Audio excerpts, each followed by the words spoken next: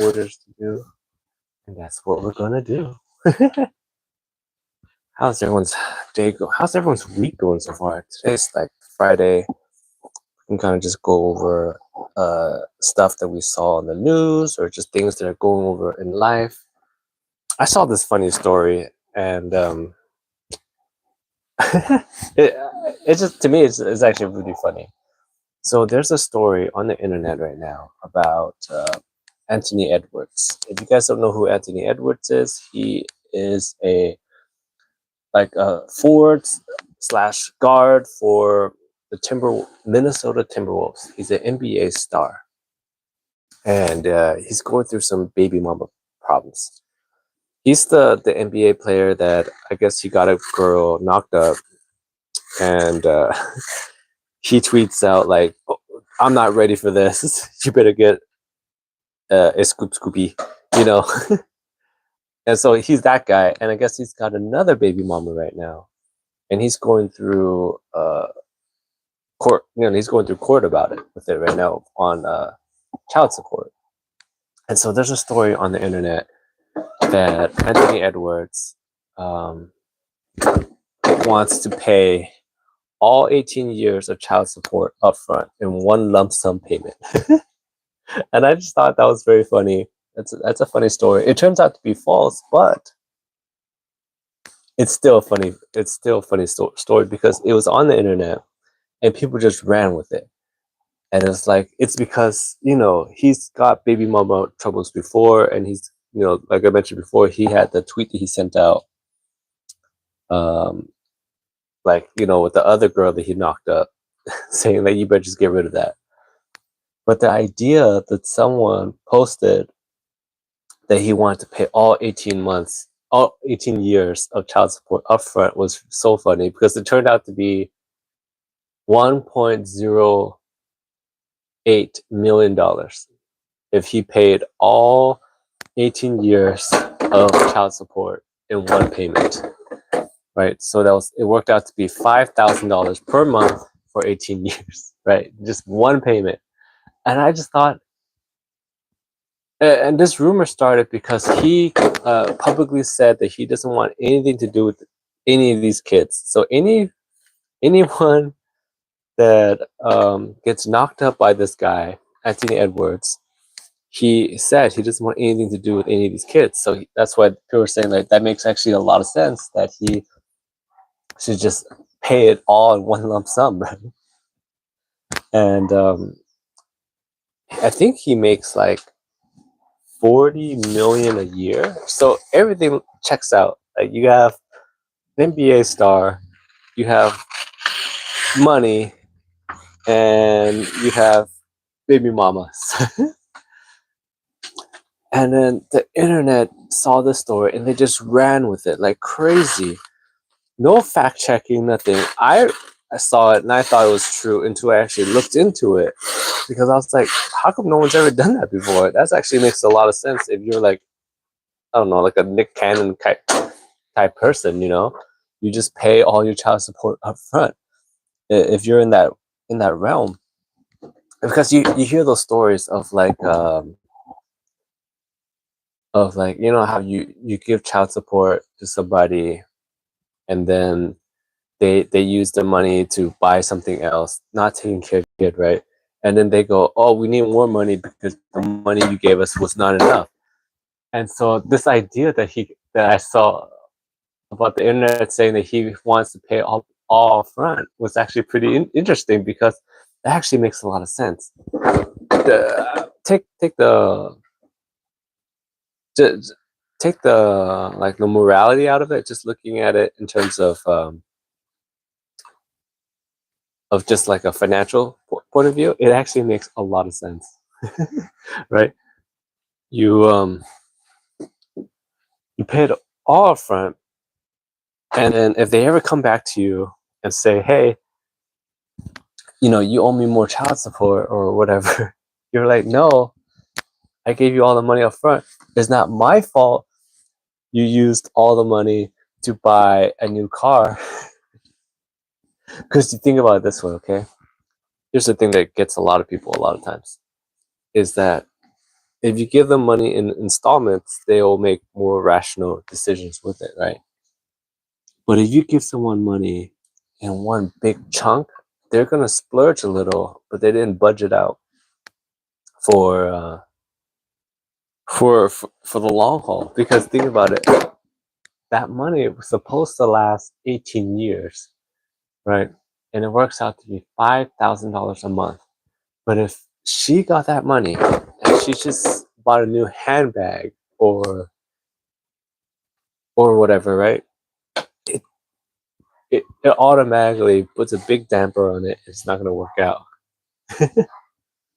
So that was really funny.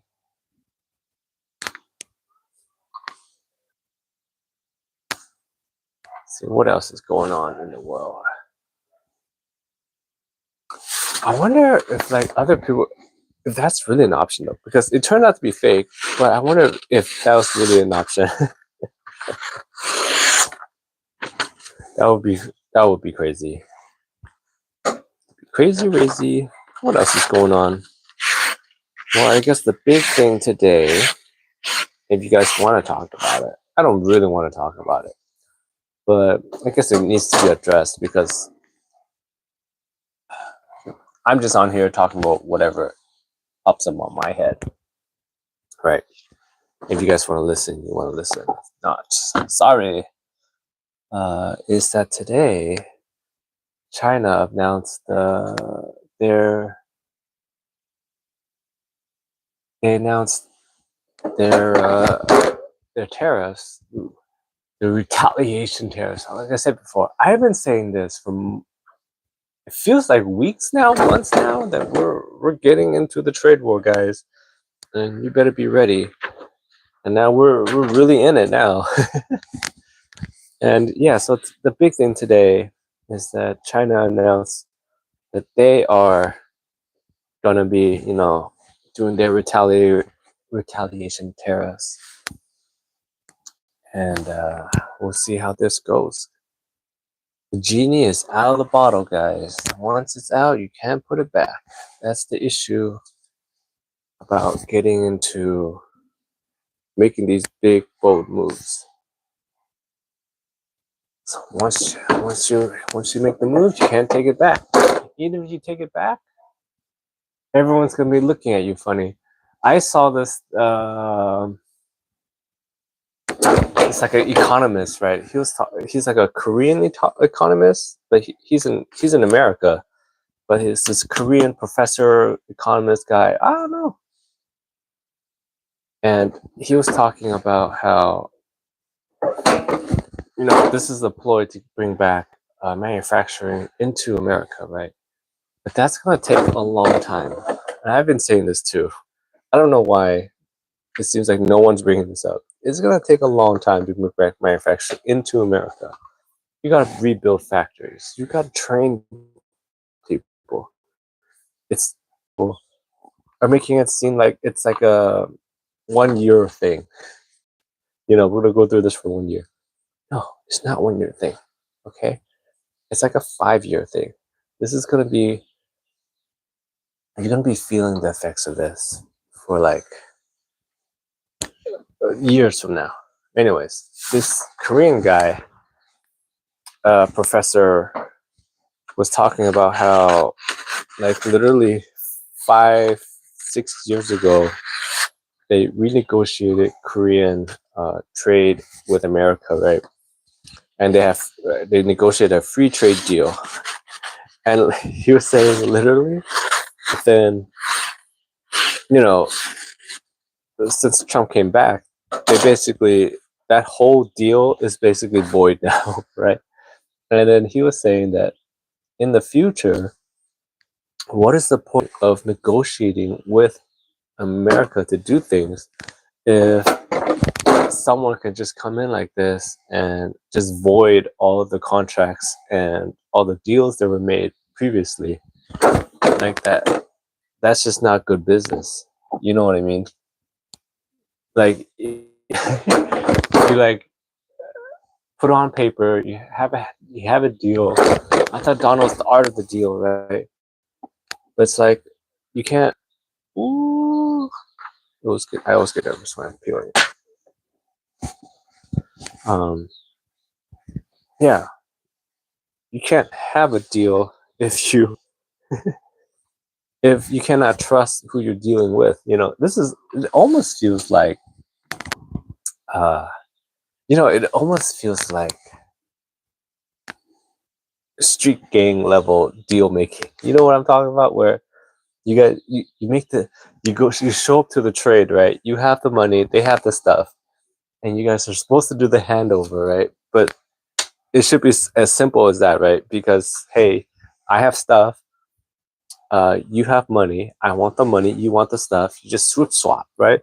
But every time you watch any scene that has these like alleyway deals, right? They don't trust each other, and they had to bring like 50 guys, and they all have like weaponry, and they're all just staring at each other. But it should be just simple swap, That's what it feels like. It feels like now when you have to deal, no one trusts each other anymore, and you're always thinking you're gonna screw each other over. But it should be simple. Simple pimple, Simple pimple.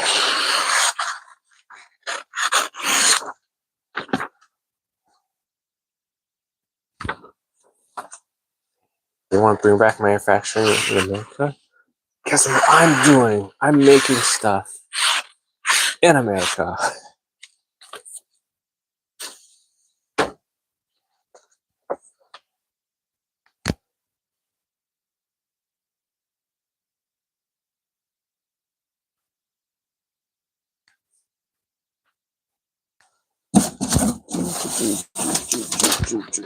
Make sure.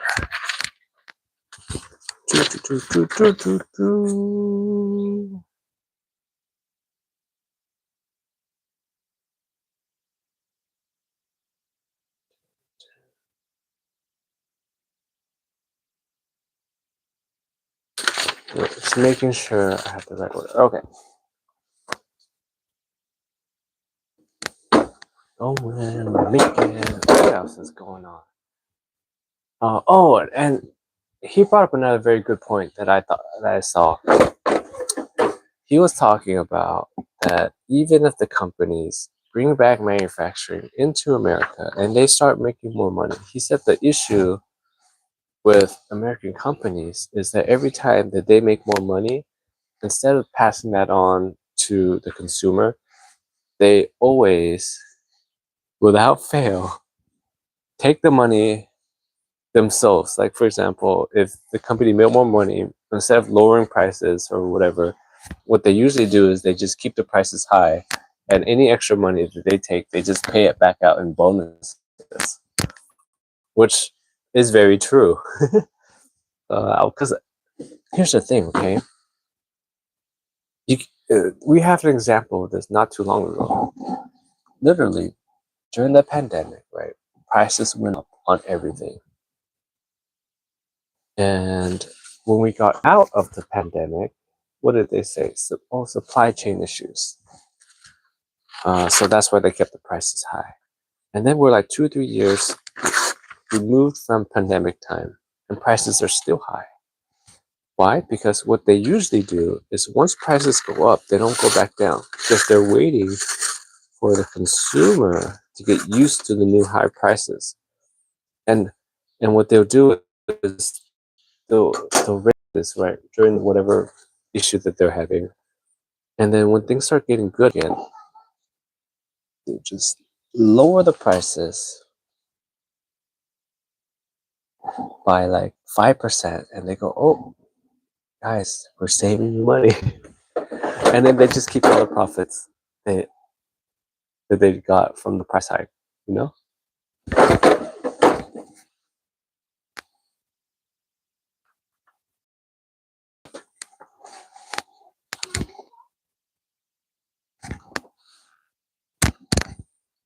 And that's all that's on my mind today.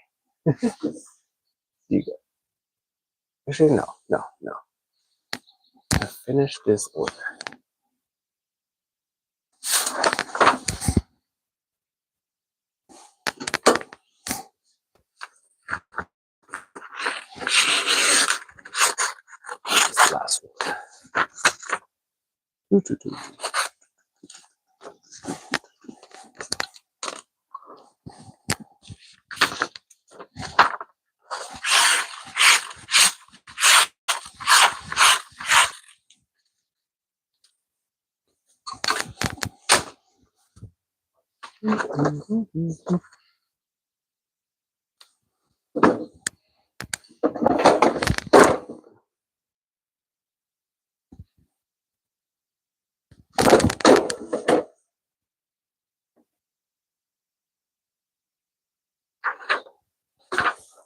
All right.